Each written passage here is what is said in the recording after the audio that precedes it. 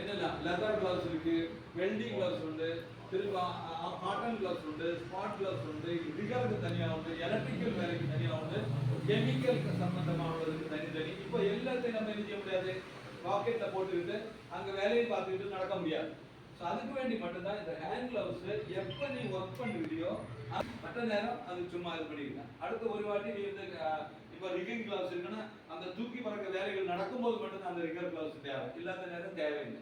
அதனால நமக்கு என்ன செய்யல, இந்த 3 மேஜர் ஐட்டத்துக்கு கூட கொண்டு வரல. First important item helmet, safety shoe and cover all.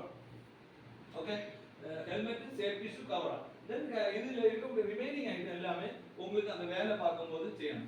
മനസ്സിലായ? ആദ്യത്തെ എന്തെന്ന് പറഞ്ഞാൽ ഹെൽമെറ്റ്, സേഫ്റ്റി ഷൂ, കവർ ആൾ എനി ടൈം നമ്മൾ എന്ത് ചെയ്യണം, നമ്മുടെ ബോഡി തന്നെ ഉണ്ടാവും.